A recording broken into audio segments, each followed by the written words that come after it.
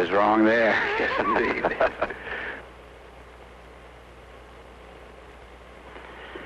Byron Nelson is using a 2-iron. He's a wonderful 2-iron player. He'll play that ball right off the turf, too. He's not using a tee. That's right.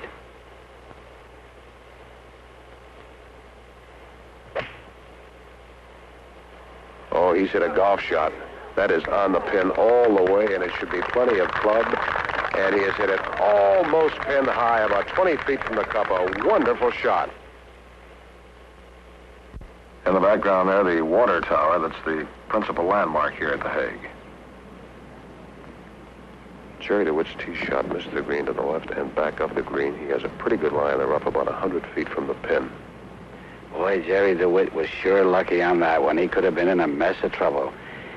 He's about 100 feet from the hole, and he's got to wedge this one right up to the green.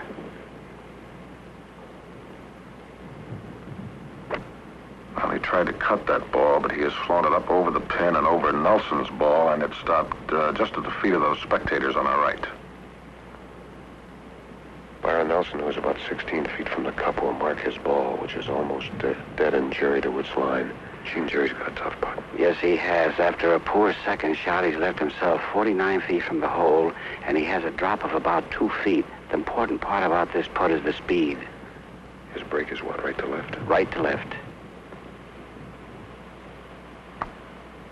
Well, speed doesn't look bad at all. It's a little bit strong, and he missed the cup on the right, went about 3 feet past.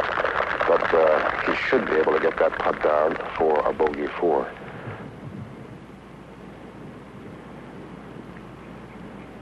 He is going to mark. What kind of a putt does Nelson have?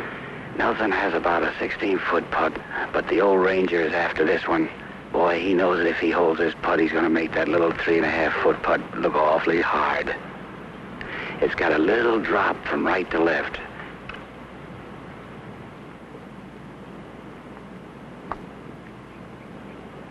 But he hit it right on the hole. What a wonderful putt. A 32 for Byron Nelson, and now Gerry De Wit has to get this putt down.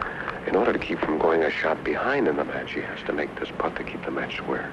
George, these are the putts I never liked when I was playing. Boy, they look longer every minute.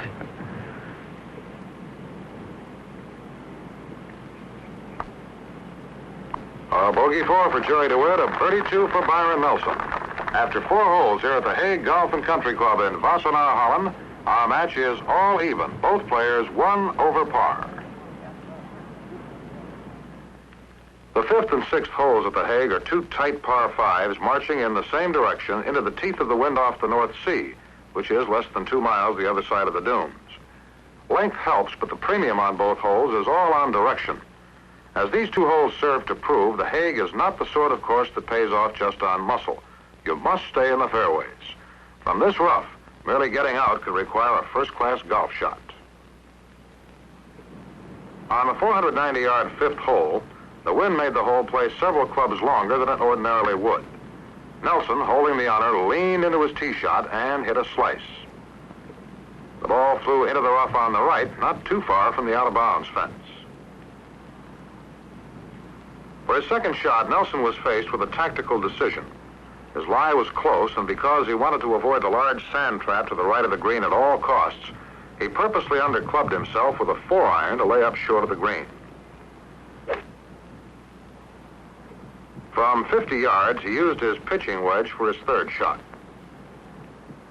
Nelson then lofted the ball in an almost perfect arc, and the ball pulled up 4 feet short of the cup.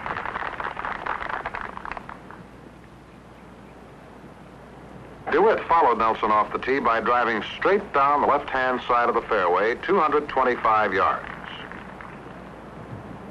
From an uphill lie, De Wit used all the club he had in his bag, a 2-wood, and he fell just short of the green. After pitching 15 feet to the right of the pin, Gerry then made a try for his birdie 4 and left the putt inches short. Nelson's short putt for his bird was wide of the hole, and so both players left the green with par 5s.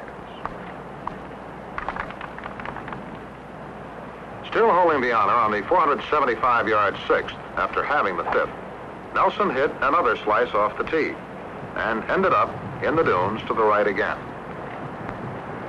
From an uphill stance in the rough and with the green out of sight behind the dunes, Nelson played a 6-iron. It fell safely short of the green. Leaning on his pitching wedge, the club he ordinarily uses to get himself out of trouble, Byron then inexplicably pitched clear over the huge green. However, he recovered dramatically with his sand iron. The ball barely missed the flagstick and rolled 10 feet past. De Wit's drive on the 6th once again left him well clear of trouble, 230 yards to the left side of the fairway. To keep the ball low against the stiff wind, he chose a driver for his second shot and sliced it into the rough. While the referee, Herr Groskamp, watched, Gerry carefully cleared all loose impediments because he could not disturb his ball as required by the rules. He lay some 40 yards short of the flagstick. The wedge, of course, was his only choice of clubs for a recovery, but the rough was too thick even for this club, and the ball slid off to the right of the green, 65 feet from the hole.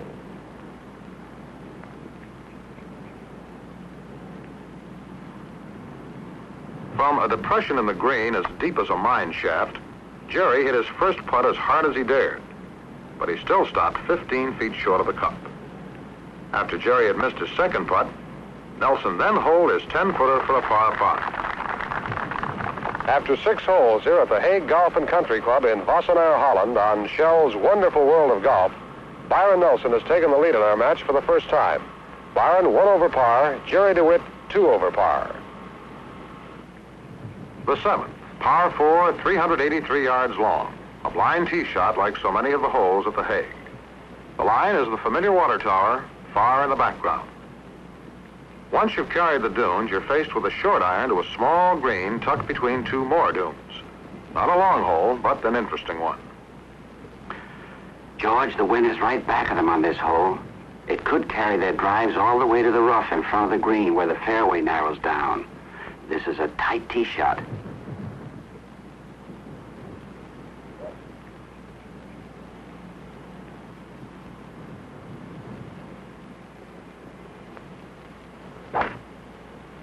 Byron has hit that ball, I think, a little bit to the right of the line. The tower is the line, and we're blind to the fairway from here. I think he could be in the rough on the right.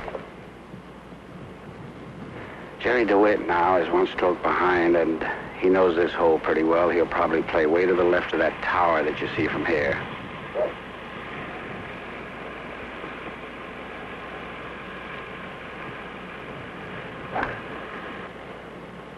Well, Gerry hit that on a perfect line. He started it just left of the tower with a little left to right fade, and it should wind up right in the middle of the fairway.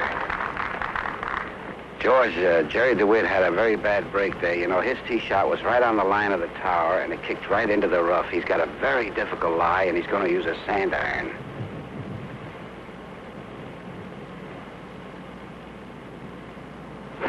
Well, he had no chance to get that ball out, Gene. He just kind of bumped it up over the hill, and it's running down in front of the green, and that was just about all he could do with that shot. No way he could get a club at it. No.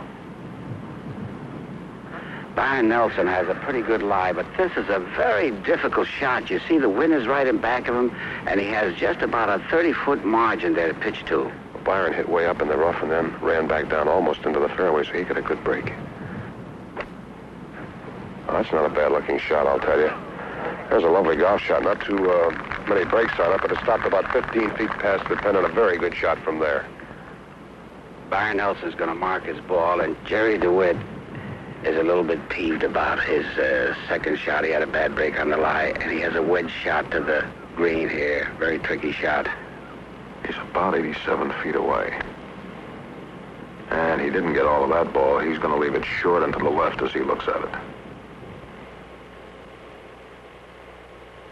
Byron Nelson's away. He lies 2, and he's got this putt for a birdie. Byron is going to try and hold this because he has an opportunity of picking up 2 strokes here. Well, a birdie tree here, Gene, puts him right back to even par.